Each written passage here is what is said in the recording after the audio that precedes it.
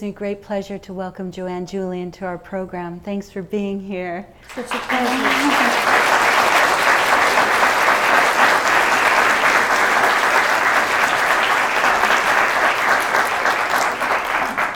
Well, we have such an incredible array to share with everyone. Your career is so interesting, and your bodies of work are so unique yet tied together. So let's talk about the very early days and a little bit about your family heritage and how all of that kind of plays a role in your work ethic.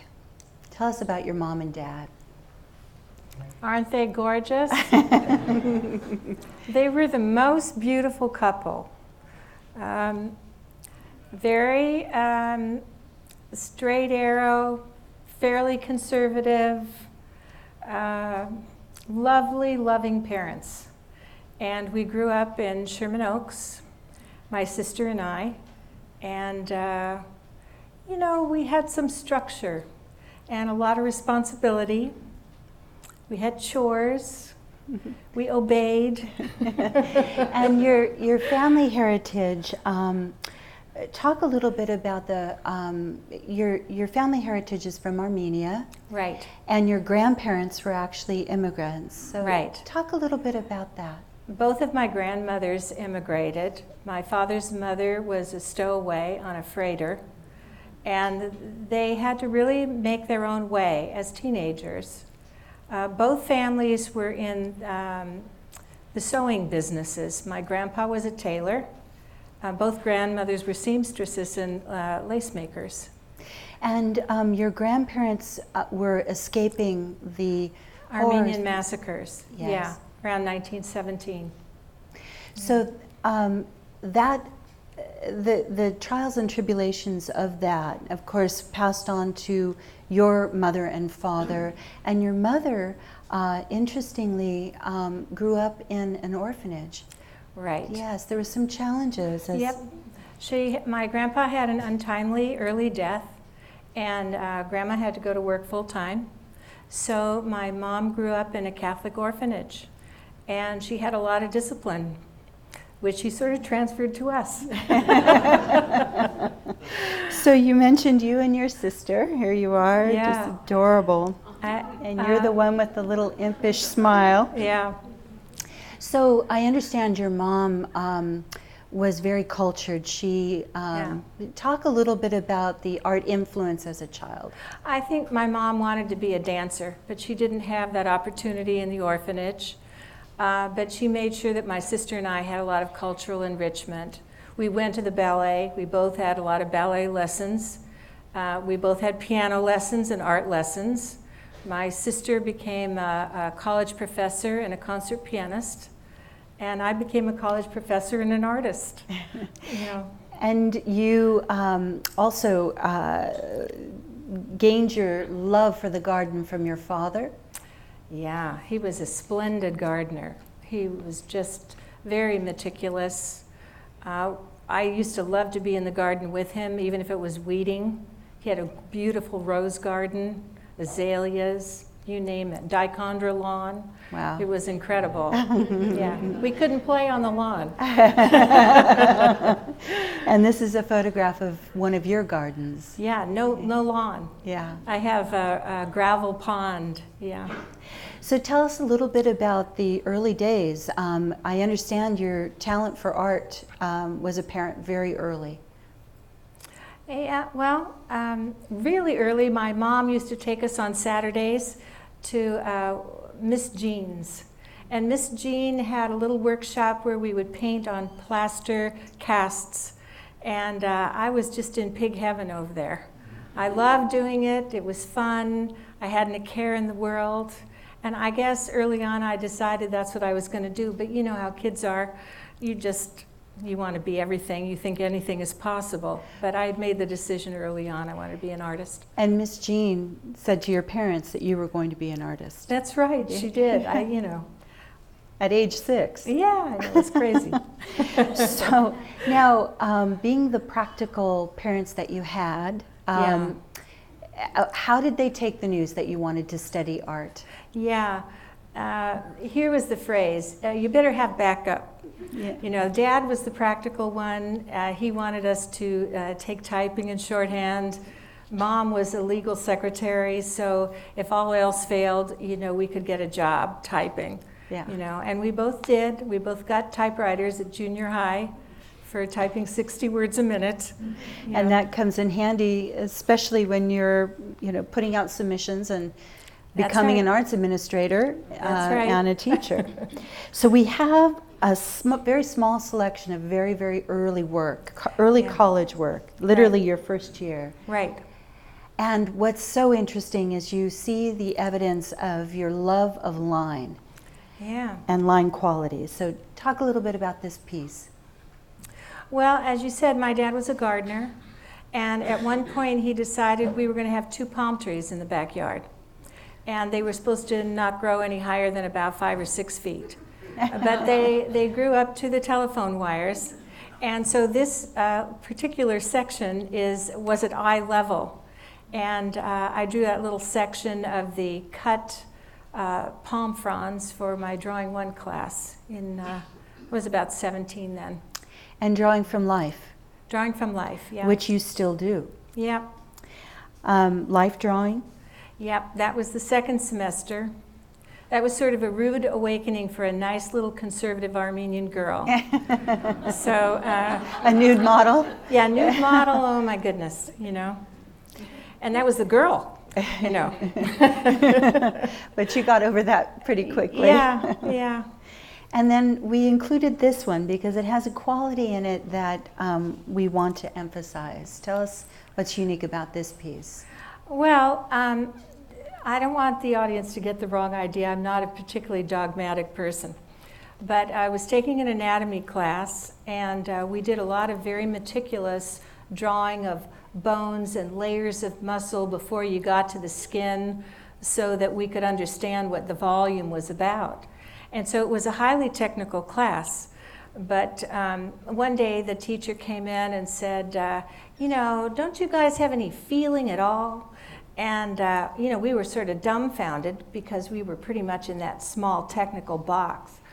And so I was taking art history at the time, and I saw this Grunewald crucifixion, which was just stunning and frightening. So I said, I'll show this guy.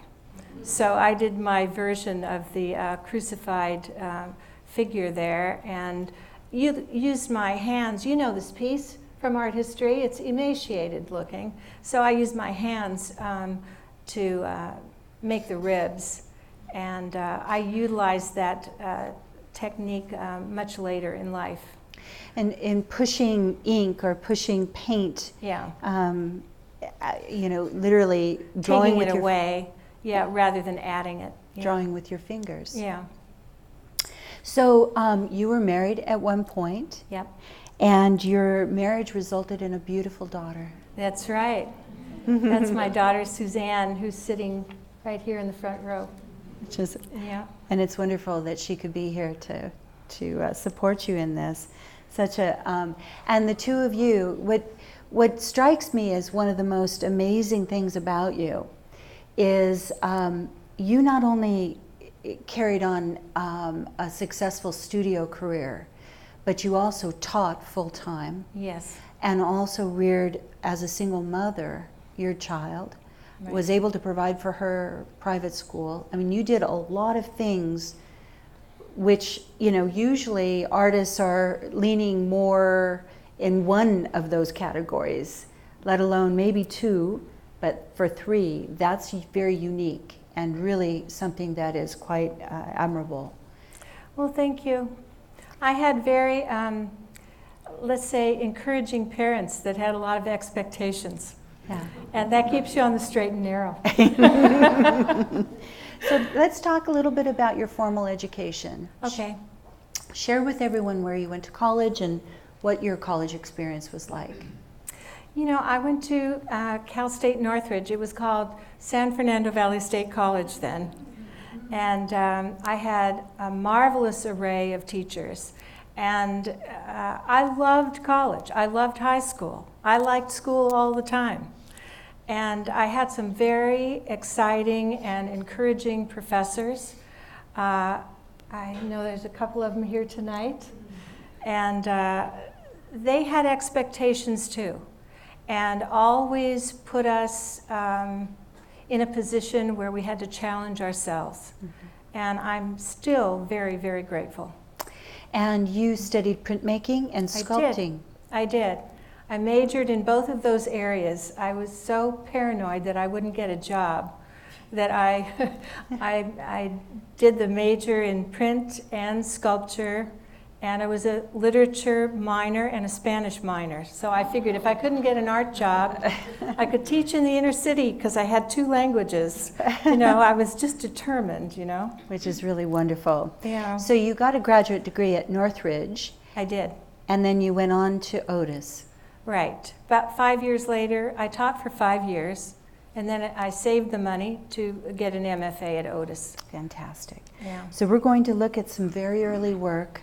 Okay. And let's talk a little bit about these pieces and the inspiration for them. Well, you know, gardening and, you know, eating. So I loved asparagus, you know. I liked movement too from the early ballet days.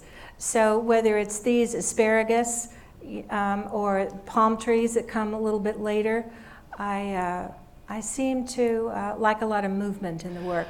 Well, and there's tremendous structure to these pieces. Right. And, you shared with me in high school you were part of the drill team. Oh, yeah. Yeah, So- I love the drill team and the marching band. Yeah, it was all real good. So lining these objects up, Yeah. you know, having structure to them, a Right. sense of symmetry. Right. I either like to group them in the bouquets. There was always a sense of order. So grouped in the bouquets that you just saw, or in rows, you know. So usually unlikely objects. So lipsticks and doorknobs, or Estee Lauder and Builder's Emporium. It made sense to me. You know, palm trees and forks. You know, I liked the order of these perhaps unlikely pairings. Well, and order being such an important part of what you do. The work is so structured. But it's so interesting on close examination, you know, and this is a great example. You have such a flair, and there's almost like a painterly quality to your drawings. You approach these almost like a painter would, with very gestural strokes. You know, your contour line is varied in such fashion, sometimes very, very fine and structured, and sometimes with great gusto. Thanks.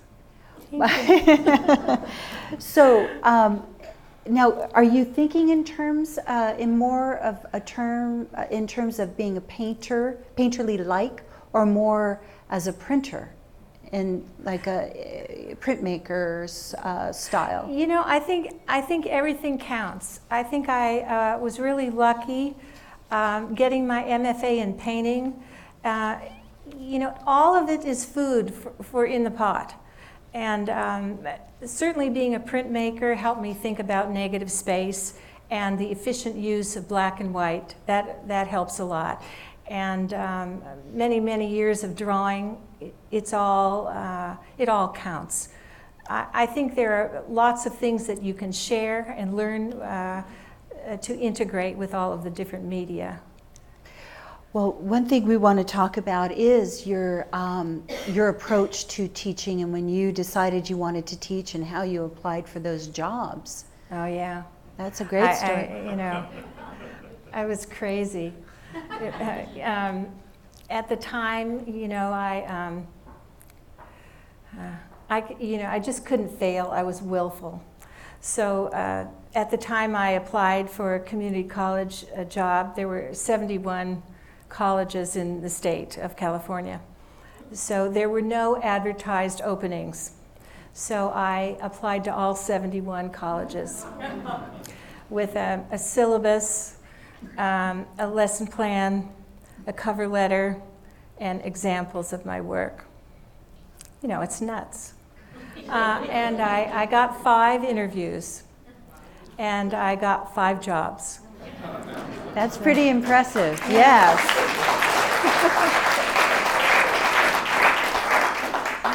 You also applied that same technique to finding a dealer. Oh, yeah. And one of them is here tonight, yeah. This is Jan Baum. But prior to meeting Jan Baum, there was an issue of Art in America back in the Dark Ages that listed all of the dealers in California. So I made a list of the ones in San Francisco and the ones in LA. And, you know, I didn't know what I was doing. I didn't know anybody. It was a straight cold call situation. And I knocked them off one at a time. I brought work with me. I didn't know where I was going most of the time. If you know me out there in the audience, you know I have no sense of direction whatsoever. But at one point, I landed at the Transamerica Corporation building in San Francisco, and I found out that I was in the wrong place because the dealer didn't have her office there. You know, she was in a different place. I called. She gave me directions. I managed to get there. And she's here tonight, Linda Twitchell. Oh my gosh, how great. And I don't know why I got so lucky with my dealers. I ended up finding really humane individuals. Now, let's talk about the dealer relationship, because it is interesting that often, you know, you will find a dealer who will say, you know, send us more of those, or, you know, objects that they can sell readily, obviously, is making them money as well. Right. And so talk a little bit about how you kind of stuck to your own path and kind of kept that interesting, you talk about the pyramid and having the Barry Manilow effect. Oh, yeah. Yeah, talk a little bit about that and how you were able to maintain integrity with your work. Yeah, I don't know why I got so lucky. I didn't know that I was so naive at the time. I didn't know what I was doing. I just thought if I worked hard, it would be okay. You're looking at Jan Baum now, and I was with her for a number of years. And she was interested in me as a person. She wanted to know about my work ethic, about my parents. We talked for hours about that, never talking about the work.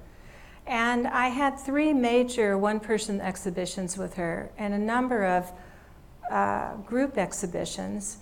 And one year she said to me, any color yet, honey? And I said, no. I said, they're still all black and white. And, you know, black and white just isn't saleable all the time. Infrequently, and she never made a peep about it. She just wanted me to do the best I could do, whatever I could do, working as hard as I could work. And I think that's pretty rare. Yeah. She was a wonderful, wonderful dealer.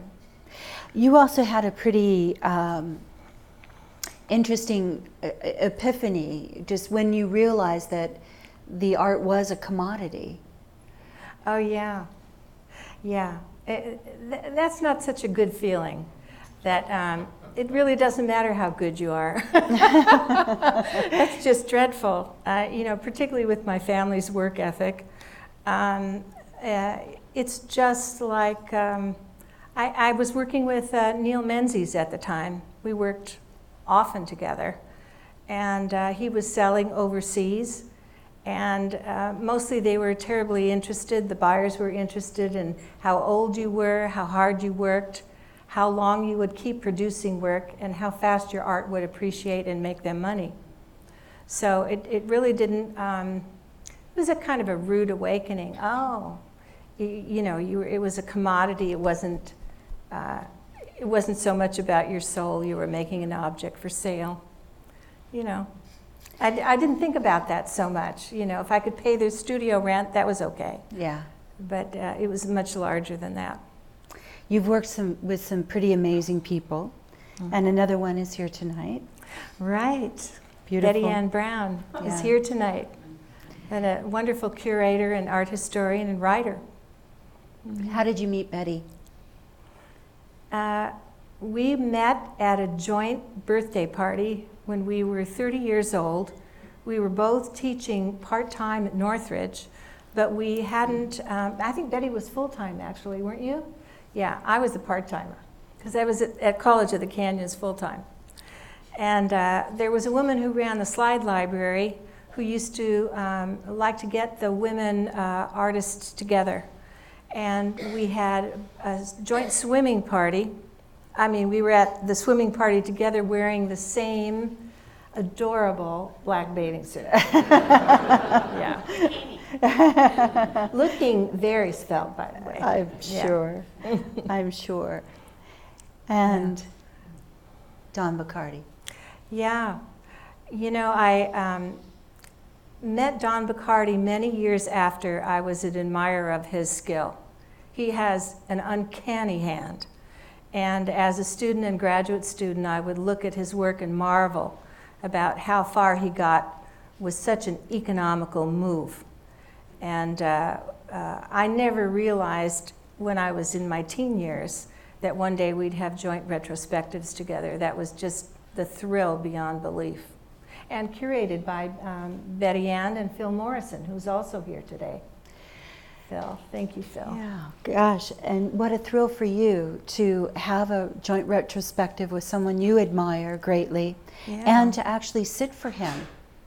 Yeah, that was really an interesting exercise. What a focus that man has, you know. And he completes the painting in one sitting. Yeah. Incredible. Yeah. Now, at this time, you were not well. You had a period of illness. Right. In that portrait you just saw, I was just at the end of long-term of chemotherapy. I had cancer, and not a happy time, but you know, didn't stop me from doing what I needed to do. Well, we're going to talk more about that with some specific pieces. We saw earlier a sample of one of your palm tree series, and we see these evolve very interestingly into complete abstraction. Right. So talk a little bit about these pieces and the tremendous technique. Be specific about what we're seeing here. Well, you know, I started with those palm tree bouquets that, encircled with the belt. And once I got confident, I drew larger and larger. And I had a studio in Pasadena then, lined with palm trees. So every once in a while, I would go out and pick up the dead fronds that had fallen on the street and bring them into the studio. And pretty soon, I was just interested in the fronds themselves and the wind blowing. And as the years, it was about 10 years, just 10 years of black work. Poor Jan Baum, you know. And eventually they became very abstracted like these. And it was very satisfying to invent the image. And they're all done with graphite. They started out rather small, and this is about 4 by 5 feet. 4 by 5 feet.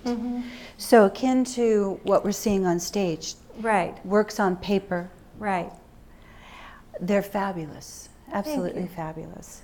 And again, the minimalistic quality of them, going from hyper-realism, really, to these abstractions. And these bodies of work shift as things shift in your life as well. Right. So you took a trip to Japan. I did. I went with my sister-in-law and our family, and we went to Japan and all over the Orient. And before I had left, I had fallen in love with the Kabuki theater. I was a Japanese print collector. So all of the design and the theater, all of it made a lot of sense to me. So I embarked on drawing a series of 25 Kabuki wigs that, again, started out very realistically like this and became very abstracted much later. So we have 3 to share with everyone. Right. And ultimately, they come wild. Yeah. And very passionate and almost like a reckless abandon, just very sensuous. Right. Incredible. Thanks. And what, as you were starting off very, very tight and very constrained, tell us what was going on that, drove your imagery into these looser and looser and more energized pieces? Well, I think, I remember hearing a bit about the fact that if people did abstract work, they really couldn't draw. And I was already real used to trying to be responsible in my family life, So I embarked on drawing things rather realistically until I understood them. And then the movement took over, and the frenzy took over, and the wild and crazy took over. But I felt like I had a real thorough understanding of the form. And I think, that's when the content comes in, when you start being expressive about what you are now understanding. So. And very much like the palm fronds, they got looser and looser and looser and Right. bigger and bigger and bigger. Right. Gaining confidence, I think, when I understood the material better. And then the introduction of the ribbons and the hint of realism in there. Yeah. And just to give everybody an idea of scale, they are big, big pieces. You need a Yeah. big space to display these objects. Yeah. Yeah, that's Emerson Wilfer there. He was the chairman of my committee at Otis, Parsons, and a real fan. I think studying with him and Charlie White, too, one guy was very linear, the other guy was very expressionistic. I'm sure that had, Emerson was constantly saying, paint now, think later. And I was orderly, so, I really had to take some risks. And I like the merging of the two. You did share a beautiful story of when you first arrived at Otis for your interview. Yeah. Tell With everyone. Charlie? Yeah. Yeah. It was right at the transition time when Otis, there was Prop 13. Otis was losing a lot of county funding, and they were affiliating with Parsons. So the school was sort of in a state of flux, and the classrooms were sort of abandoned. And Charlie said, okay, I want you to meet me at, X, Y, and Z room. And it looked desolate. There was no furniture in there. It didn't look like a classroom. It was a shell with a chalkboard around the sides. So I thought, this must be the place. So I set up 25 drawings up on the chalkboard, and there was one chair. So like a U shape, and then I sat at the end in the chair. And Charlie, used to wear a fishing vest every day. And he came in with his hat and his fishing vest, and he didn't talk to me. He walked around the room. I'd never met him before. And he spent time going all around the room. Took about 40 minutes, and I was sitting there. And he and Emerson, they used to go to La Fonda across the street and drink their lunch. So, I wasn't quite sure what was happening, but he made his way around to my part of the room, and then he kind of squatted down next to me in the chair. And I thought, oh, is it the vodka? I don't know.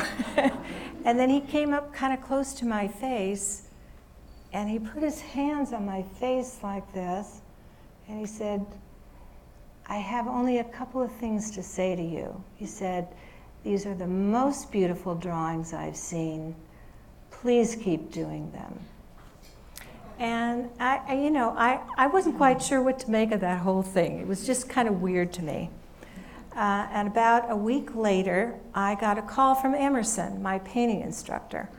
And he said, I talked to Charlie today, and he wants you to call him. And I said, well, I only said about 20 words to this guy, maybe less. Mm-hmm. He doesn't even know who I am. Mm-hmm. And Emerson said, yes, he knows, and you need to call him. He's in the hospital. So he gave me the number. I was in my office at College of the Canyons, and I called him on my lunch hour. And I said, Mr. White, you wanted to talk to me. He said, yes, darling. He said, are you still doing those drawings? And I said, yes, I am. How are you? He said, I'm all right. I just want to make sure you're still working. And, we had a short conversation, And, you know, it was time for me to meet with Emerson again in a couple of weeks. And unfortunately, Charlie had passed away. And that was my total experience with this man who was such a marvelous draftsman and such a marvelous, inspiring teacher. Very short, but very poignant and powerful. Definitely. Yeah. Great story. Lovely experience. So we're going to look at yet another body of work. And very similar to that college piece that you did, the crucifix. Yeah. So talk about these pieces. Well, you know, I majored in printmaking, so lithography, etching, silkscreen printing, I liked them all, but the most fun for me was monoprinting. So that's a process where, and I worked with a master printer at this point, where Jim Lorigan would roll up the plates, large plates, and then I would wipe away the image. And then the print on the right there is Ghost, the third Ghost, where you put paper on successively. You don't clean off the plate, you just keep putting on a piece of paper. And the prints are gradually lighter and lighter, and then I would hand color each of them. So these reverse drawings, as it were, they became pieces in and of themselves. And really the reverse of the white pieces, in that you have the ink as the negative space.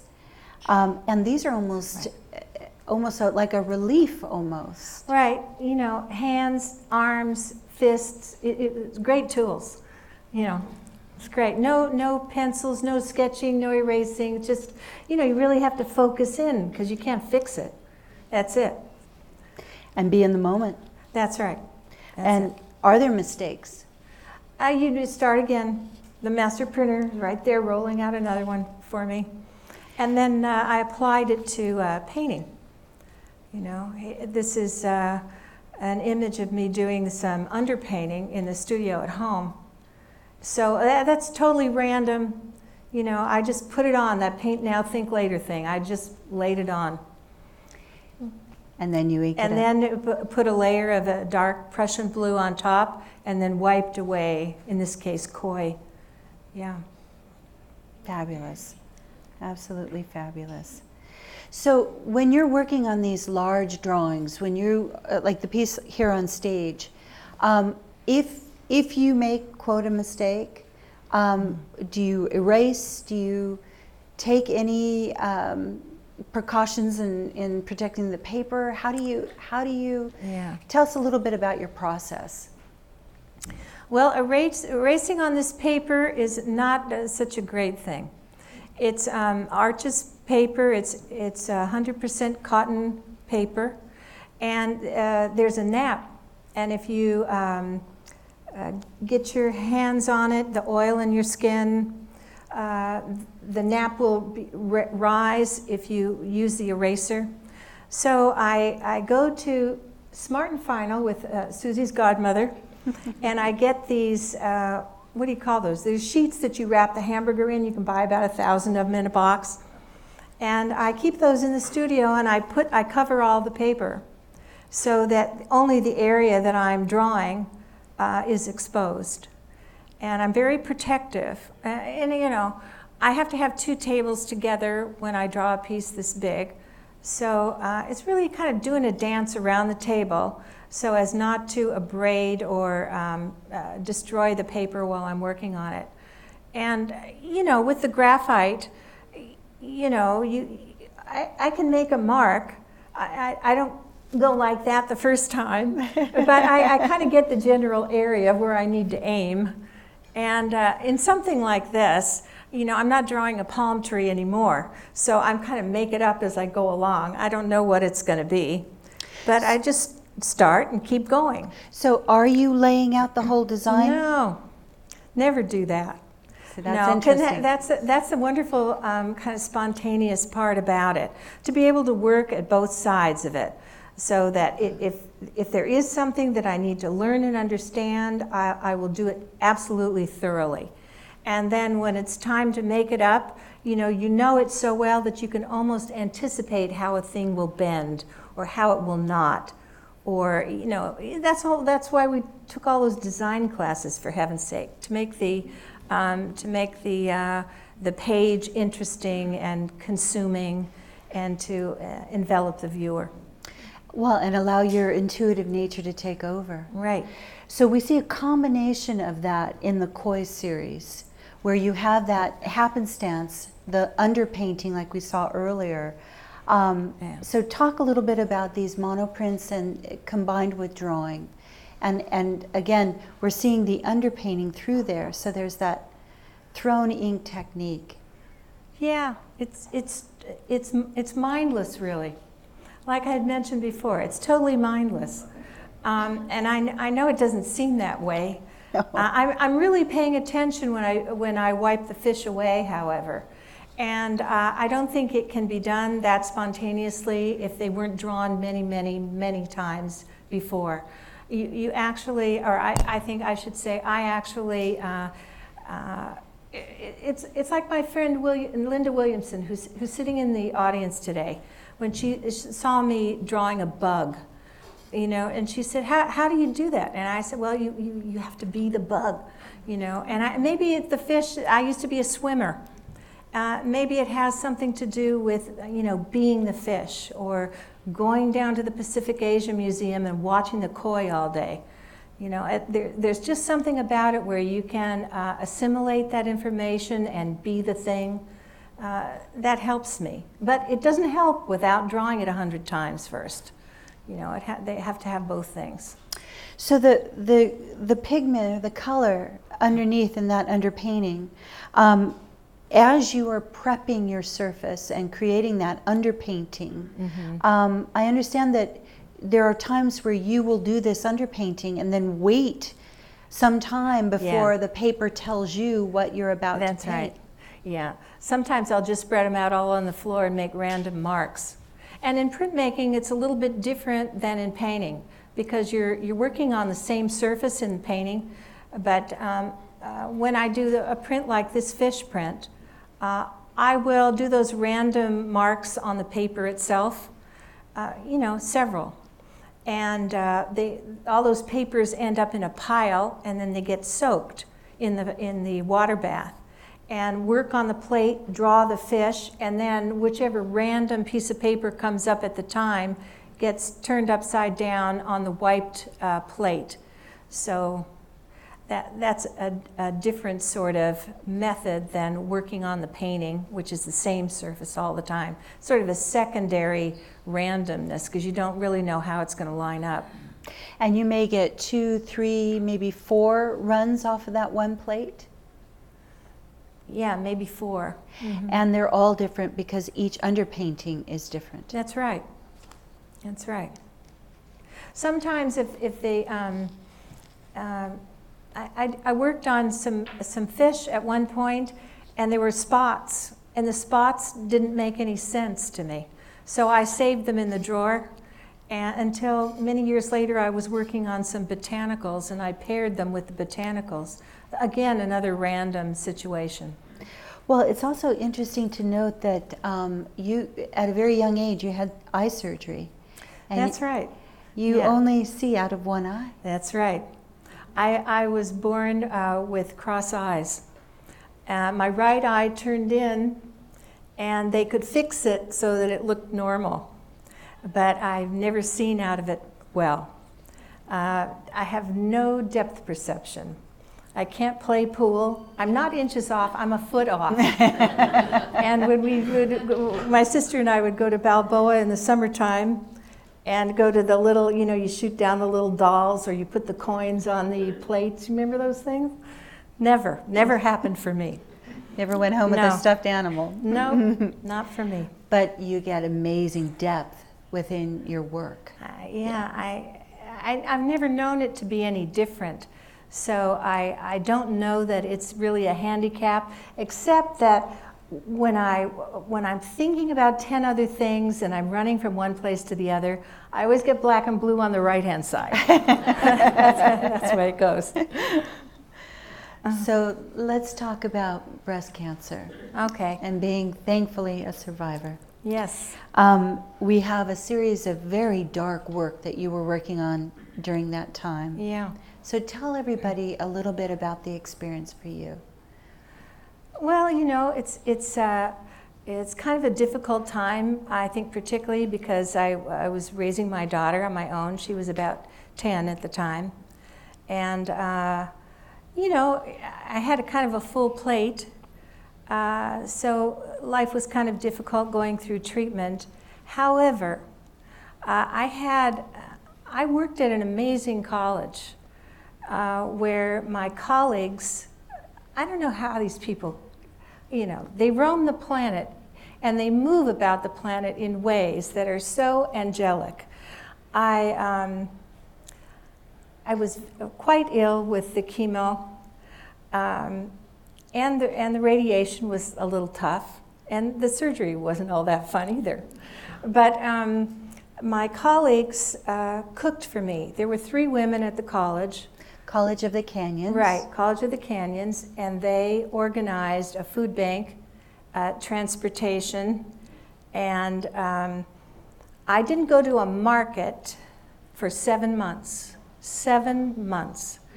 And they went with me to my chemo appointments and sat with me, came with 2 gallons of water that they would not leave until I had downed the 2 gallons of water after my treatment.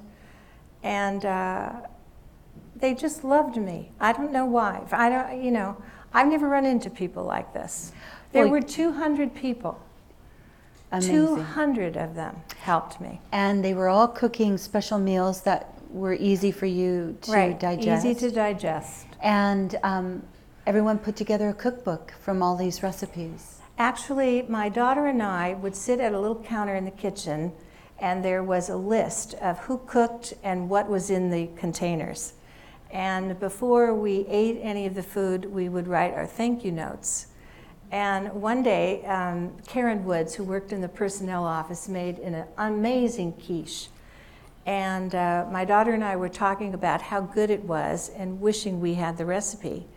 And that day we decided we would, when we went back to school, we would ask everybody for their recipes and compile a cookbook. So the Reaper Graphics Center printed everyone's recipes. We bound the book. I did the covers, watercolored all the covers. And those same people who cooked for me attended my thank you party for them, the 200 people. And my daughter sat with her girlfriend at my drafting table and sold the books back to the people who cooked the food. And the money, we raised many thousands of dollars that night, and the money went to a scholarship for a disabled student at the college. It's wonderful. So it was very sweet. Beautiful.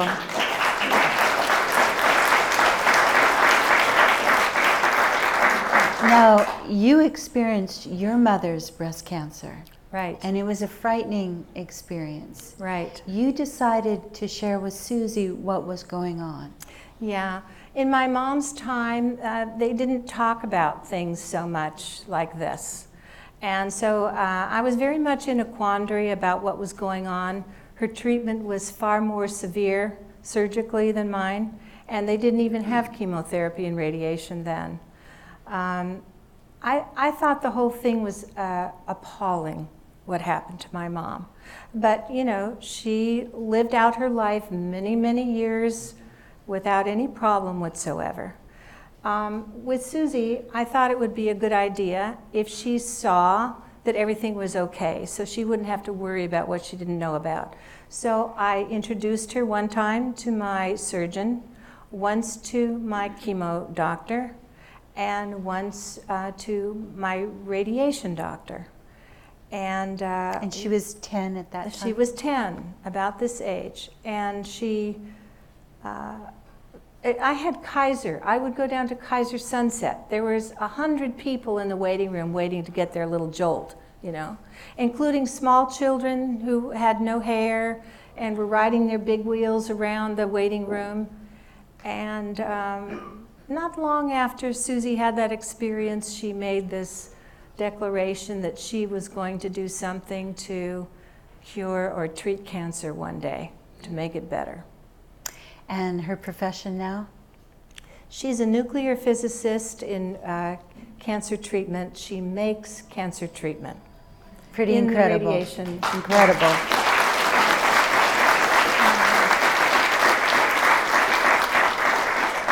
I love that story because it's such a testimony of how one person can have an impact, or just simply an experience can change a life. Yeah. Incredible. I'm very proud of her. Now these pieces are very, very dark and help everyone understand. Now this is done in graphite, so this is not white chalk on black surface. This is entirely graphite. Right. With the negative space or the white space. The white of the paper. Mm-hmm. Pretty incredible. So these were the pieces you were working on all those months while you were... Not all of the months. I worked for a while, but then the chemotherapy, I got 3 pairs of glasses. I thought I needed new glasses. Finally, after my 3rd pair, they told me, it's the chemo, stop buying glasses, your eyes will come back after a while. And they did. They did. So. And these are big pieces? These are 4 by 5 feet. Yeah. Mm-hmm. You did a series of historical women, which I love this series. Talk a little bit about these heroic women. Yeah, I did these after my eyesight came back. And I felt like, I don't know, maybe I felt empowered. You know, once you get through all of that treatment, you feel like you can do anything. I also felt that way about natural childbirth, however, you know. But I did a series of women that I considered my heroes, art historically speaking. Mm-hmm. And they all have different, they're all different types of women. You know, some tender, some strong, you know. Rulers. Yeah. Dancers. Yeah.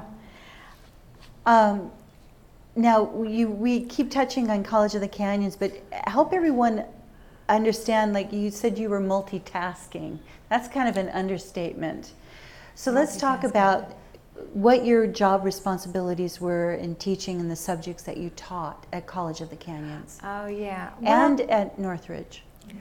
Okay. Well, at College of the Canyons, I started there when the college, I was very young and so was the college. I was 23 and the college was 5 years old then. And, you know, we needed to do things to articulate our curriculum with UCLA and Cal State Northridge, where most of our students would transfer. So I rewrote the catalog, and I taught drawing and painting and printmaking and design and sculpture and art history. God. Anne ran the gallery? Sounds terrible, huh? Anne ran the gallery? Well, that was much later. Later, you know, after a while, I became the chair of the department, and then I became the dean, and that's when I was teaching at Northridge half-time as well. And after that, we had a building. We grew hugely at College of the Canyons. When I started, there were 1,700 students, and you know, at the time that we built our building, we had 20,000 students. So the art department was the most, we had the greatest FTES, you know, greatest student ratio, you know, per faculty. So we were healthy, and the state of California decided we deserved a building because we had 2 classrooms for all of that growth. So I became the point person with the architect on the new building, and that was really a treat. And then I became the gallery director because we got a gallery finally at the college. That's a lot of responsibility. I loved it. It was great. And all the while maintaining your studio practice. Yep. Yeah.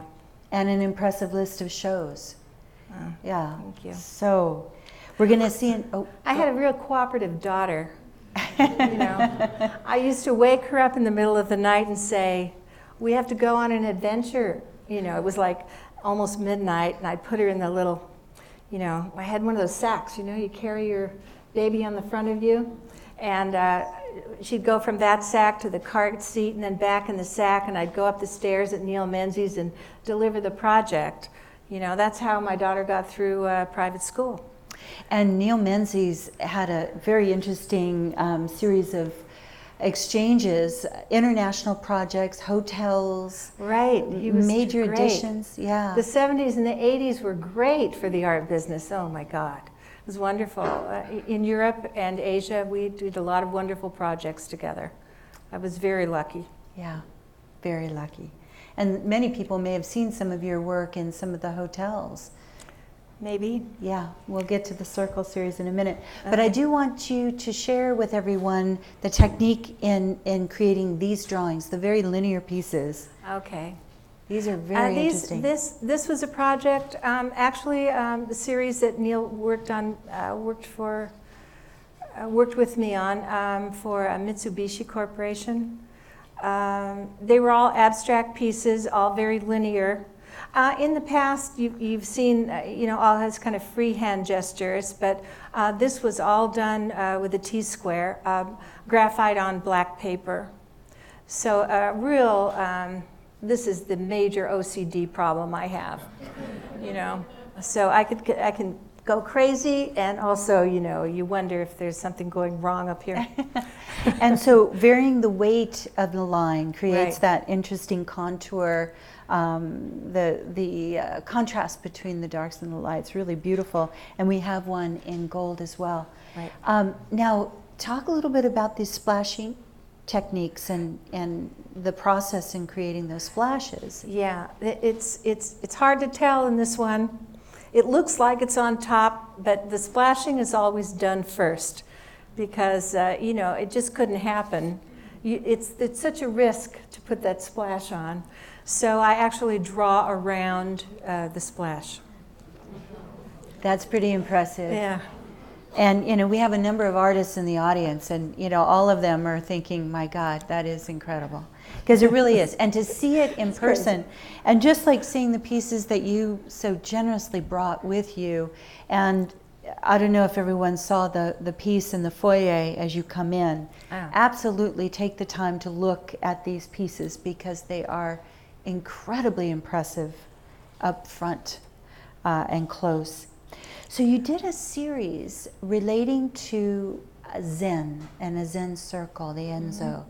Mm-hmm. Talk a little bit about your experience in observing a priest create these Zen circles. Yeah, I had a colleague who became eventually the head librarian at the college who went to Claremont, and he went to college with this gentleman who eventually became a Zen priest.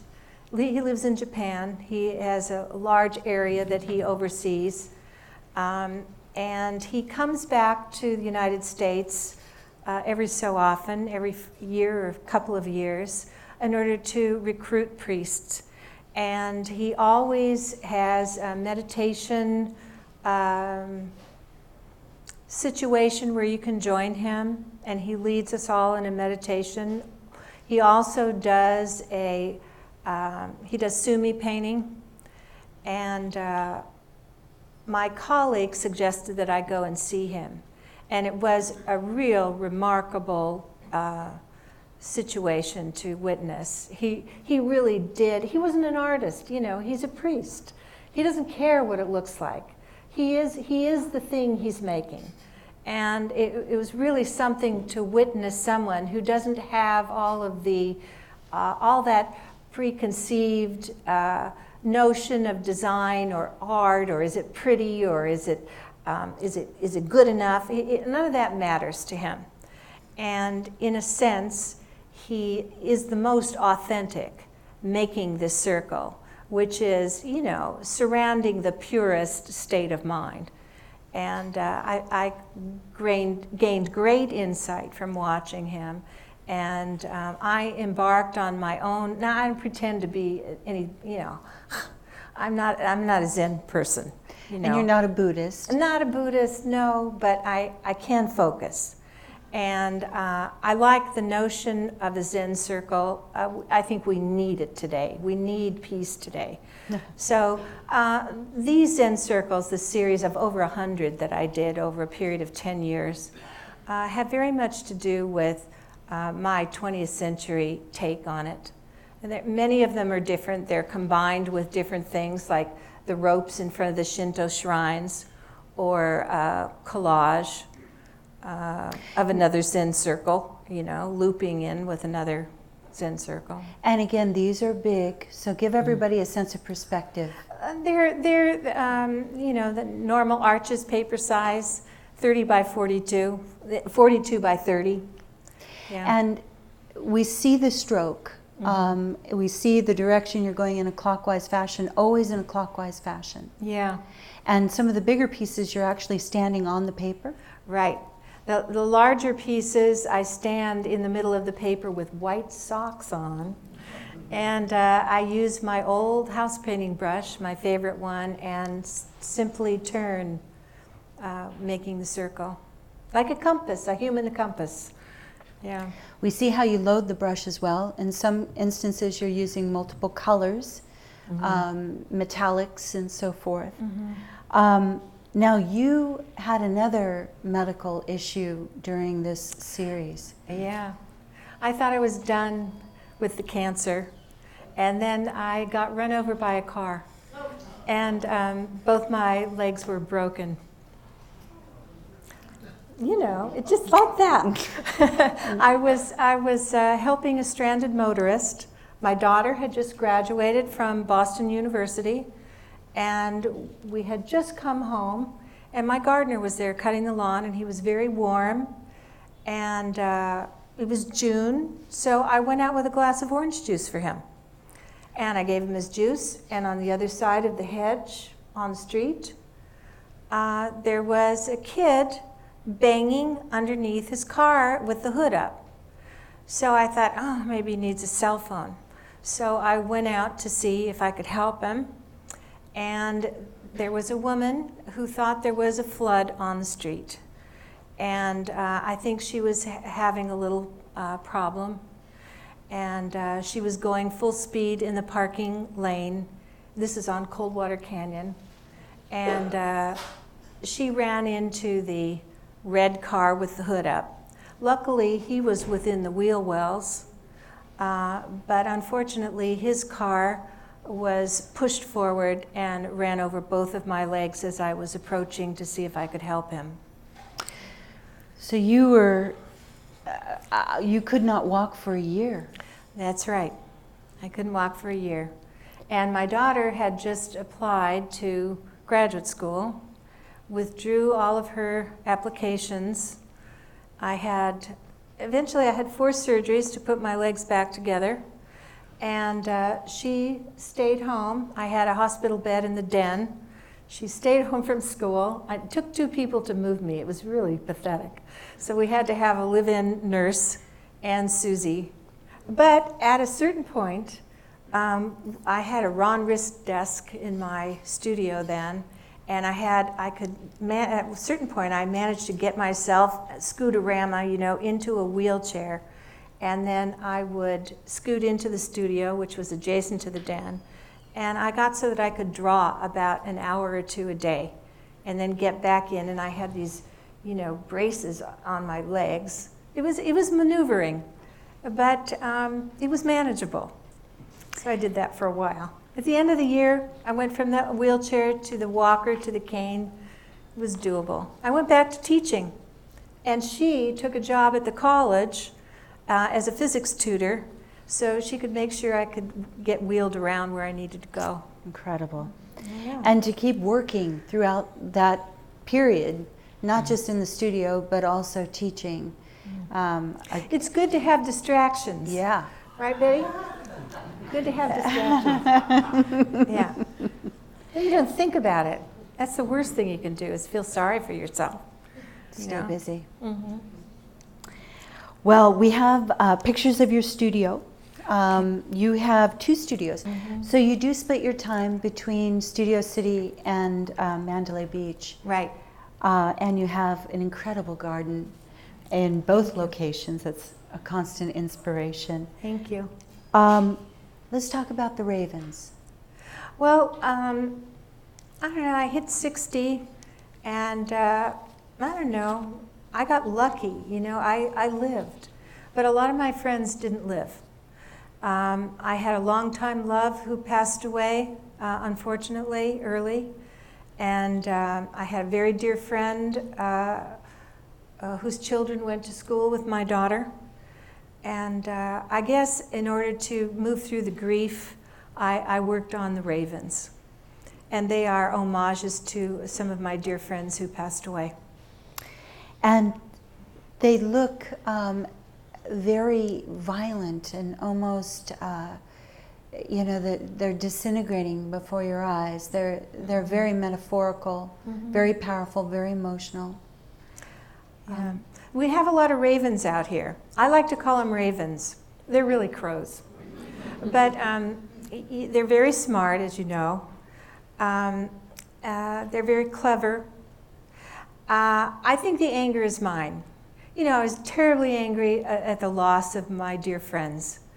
But the ravens themselves, if you look at their faces, they're sweet and tender. They're not evil or mean. The anger is mine, just at their loss. And again, these thrown ink techniques, Yeah. they begin the process. Yeah, you throw that India ink, yeah, make way. And then the birds are worked into an area that seems to make sense. Often I have to look at them for a long time before I decide where placement is everything. You know. They're a fabulous series. Thank you. Very powerful. And you say not sellable. They're not. You don't. I don't think so. I think they're pretty difficult for people. You know. I don't know. I don't know. I think sale is color. Everybody wants color. Everybody wants more. Fill up the page. Get rid of the white space. More color. 10 more ginkgo leaves, please. You know, I like the open space, you know.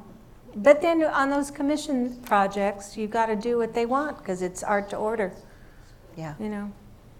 Well, and when we were talking about commission work, you said something that I loved. It's one of your great quotes. You said, "I'm a grown-up." Yeah. You know.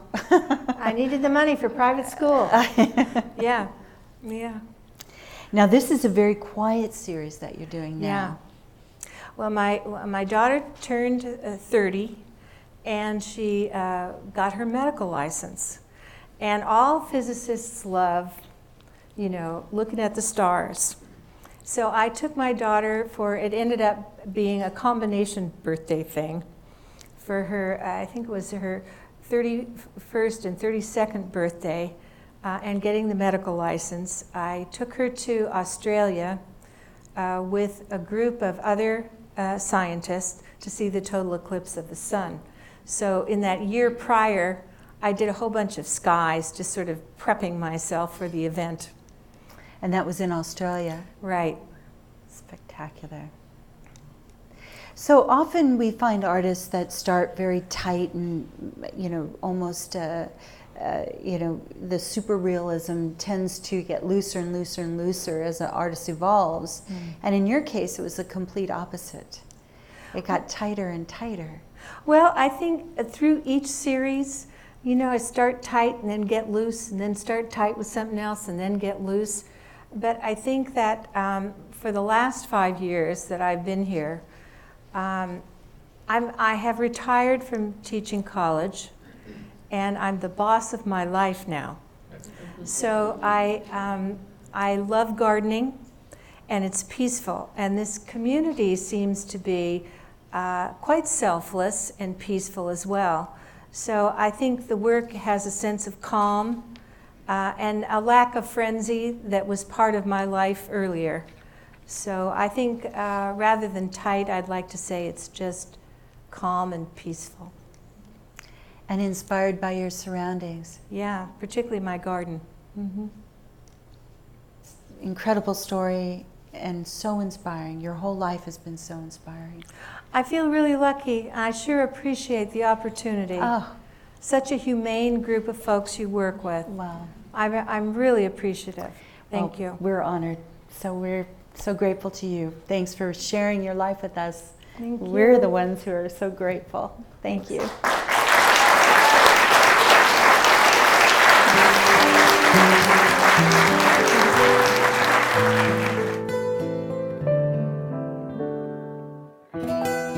Thank you.